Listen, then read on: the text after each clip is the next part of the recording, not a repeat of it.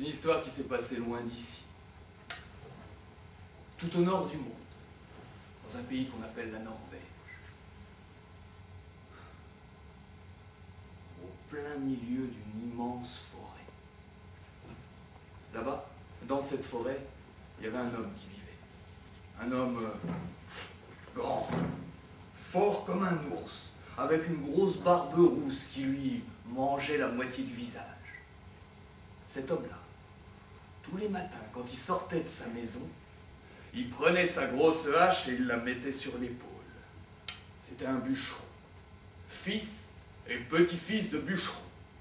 Il empoignait la poignée de la porte et il ouvrait la porte et il partait en direction de la forêt.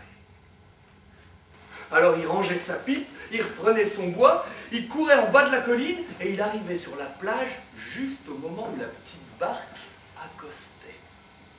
Il plongeait ses grosses mains à l'intérieur de la barque et il en sortait une petite femme.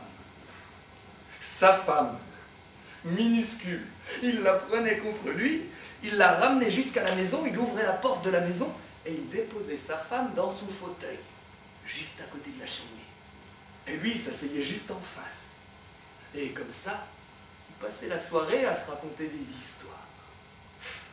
C'était comme ça, tous les jours chez cet homme-là. Tous les jours. Et puis, il y a eu un soir, il venait d'arriver sur la plage. La barque venait d'arriver elle aussi. Il avait plongé ses mains à l'intérieur. Il avait sorti sa femme. Il y avait quelque chose qui avait changé. Elle était plus lourde que d'habitude. Il l'a pris contre lui, il l'a ramené à la maison, il l'a posé dans son fauteuil, il s'est assis en face. Elle avait grossi. C'est à ce moment-là qu'il y a le ventre qui s'est ouvert en deux, comme avec une fermeture éclair. Et au milieu du ventre, il y a une tête qui est apparue.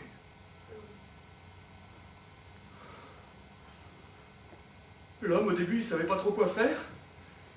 Et puis, il sait pas trop pourquoi il n'a pas pu se retenir.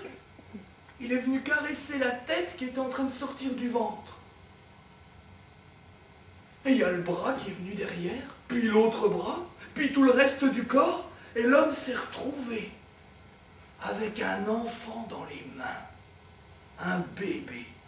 Mais un gros, mais un grand, mais un énorme bébé. Son premier fils. Son fils à lui. Je suis le roi des voleurs, le roi des menteurs. Tout ce que je dis n'est qu'une folie, mais ce que je fais, c'est vrai. Et c'est à ce moment-là qu'il y a une grosse main qui s'est posée sur l'épaule du père. C'était le premier fils, le plus grand, qui a dit « Je vais y aller, moi, papa. Hé, qu'est-ce que tu crois ? Tu m'as donné à manger, tu m'as appris à lire, à écrire, tu m'as soigné. Maintenant, je vais y aller dans la forêt. Donne-moi ta hache. » Qu'est-ce que la dame, il est parti se coucher dans son petit lit. Il a passé une bonne petite nuit. Au petit matin, il s'est réveillé, il a enfilé son petit pantalon, sa petite chemise de bûcheron, ses petites chaussettes de bûcheron. Il est descendu prendre son petit déjeuner. 3 miettes de pain, 1 cuillère de miel et 3 gouttes de café. Il est descendu à la cave, il a trouvé une toute petite hache. Hop, elle rentrait juste dans sa ceinture. Il est remonté à la cuisine, il a posé la main sur la poignée et... Quand faut y aller, faut y aller. Et il est parti en direction de la forêt. Ma forêt! C'est la 3e fois qu'on me dérange. J'aime pas vraiment ça. Parce que celui qui touche à ma forêt, moi je l'attrape. Je le découpe en morceaux et je le bouffe tout cru.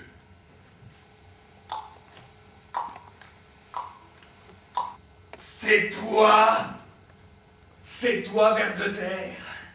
C'est toi qui m'empêche de faire la sieste. Et ben, je t'ai trouvé. Même pas besoin de te couper en morceaux. T'es si petit, je t'attrape, je te bouffe. Oh ben, je suis bien content de te ramener, toi, tu sais. Oh, tu m'en as coûté des efforts. Viens, mon petit gars.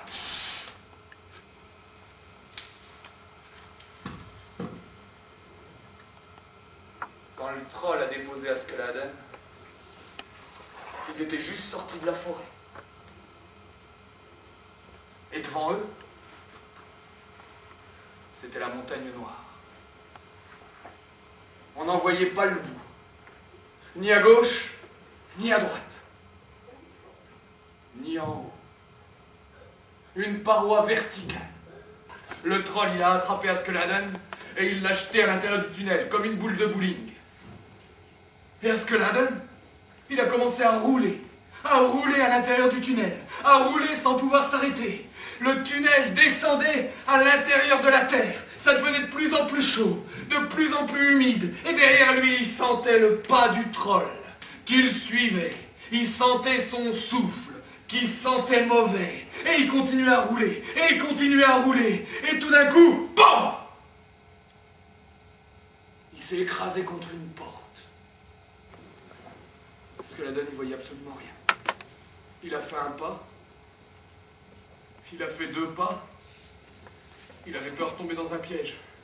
Et au 3e pas, ça n'a pas manqué. Ses pieds ont trébuché. Il est tombé à genoux. C'était une espèce de branche qui s'était pris dans ses jambes. En se relevant, il a ramassé la branche. Il l'a amenée jusqu'à ses yeux. C'était pas une branche. C'était un os. Maintenant, on va être tranquilles tous les deux. Installe-toi, mon petit Askeladen. Je m'occupe de tout. Le troll, il avait rallumé le feu. Il avait pris le grand chaudron. Il était passé par la porte à droite de la cheminée. Il avait été au fond de son jardin. Et il avait plongé le chaudron dans le puits. Il l'avait remis à pendre au-dessus du feu. Il avait plongé sa paluche dans le gros pot à sel. Et il avait mis une quinzaine de poignées de gros sel à l'intérieur. Il était ressorti avec une brouette et il en avait ramené 3 chargements de patates. Il était revenu avec 25 kilos d'oignons. Il avait ramené une quinzaine de bottes de poireaux. Il avait ramené 3 citrouilles, 14 choux. Il a mis tout ça à l'intérieur du chaudron, sans le couper, sans le nettoyer, c'est meilleur, ça garde ses vitamines. Elle est très bonne. Elle est vraiment très bonne. Par contre, si tu avais du piment, elle manque un peu de piquant, tu vois ce que je veux dire? T'aimes le piment, toi? Bouge pas. Le troll est reparti dans son jardin. Il en a ramené une quinzaine de petits piments bien rouges. Il les a jetés à l'intérieur du chaudron. Il a touillé une fois, il a rendu la louche à Askeladen. Askeladen a continué à manger. La 2e louche, il l'a fait arriver jusqu'à son menton. Et à la dernière seconde, il a fait couler la soupe le long du menton. Et la soupe est rentrée directement dans son petit sac. Et il a continué à faire semblant de manger. Et plus il mangeait, plus il y avait son ventre qui grossissait. Pas son ventre, son sac. Il a levé le chaudron au-dessus de sa tête. Aiglou, aiglou, aiglou, aiglou. Au fur et à mesure qu'il buvait, il y avait des gouttes de sueur qui perlaient de son front. Au fur et à mesure qu'il buvait, il y avait ses oreilles qui devenaient rouges. Au fur et à mesure qu'il buvait, il y avait de la fumée qui sortait par le nez. Et tout d'un coup, il a dû lâcher le chaudron sur la table. Il y a eu un retour de flamme qui lui est sorti par la bouche. Il s'est levé, il a couru dans son jardin, il a plongé la tête dans le puits. Ça pique! Il a fait descendre le couteau jusqu'à son ventre. Et à la dernière seconde, il a donné un bon petit coup de poignet et... Oh, ça pique un peu. Oh, le couteau est ressorti par le dos. Le troll est resté immobile 30 secondes. Et puis il est tombé à genoux. Et puis il s'est écroulé par terre. Et le sang est parti en cascade dans la forêt. Et Askeladen, il faisait du surf là-dessus. Et quand il a atteint la dernière vague de sang, il était arrivé en haut de la colline devant chez lui. avec son petit sac et le trésor. Si vous voulez votre part du trésor, va falloir y aller dans la forêt. Vous prendrez la charrette, le cheval, et vous ramènerez tout le bois que le troll a coupé pour moi.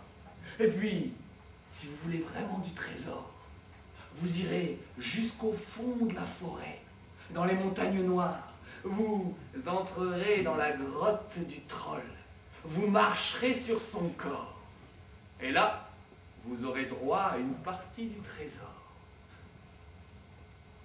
Mais n'ayez pas peur. Le troll, il est mort. C'est moi qui l'ai tué. Et est-ce que la donne? Il allait s'asseoir dans sa cheminée à sa place, les fesses dans les cendres chaudes. Il a repris ses brindilles, il a lancé des poignées de cendres.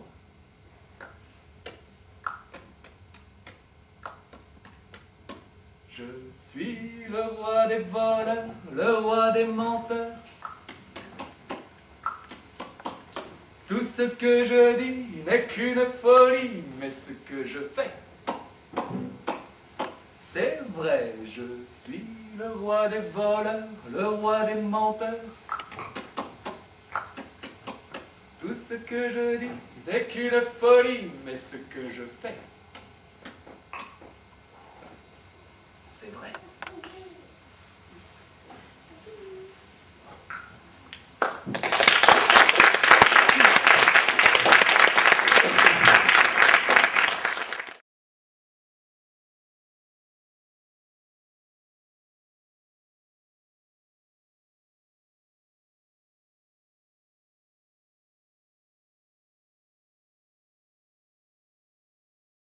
On va faire un petit retour en arrière dans l'histoire pour être bien sûr. Parce que moi je vous préviens, il y a beaucoup de sang dans cette histoire, après je fais des cauchemars. Alors je ne coupe qu'un seul pouce. Il faut que ce soit le bon. D'accord? Attention, hein, on va faire un petit retour en arrière, on rembobine.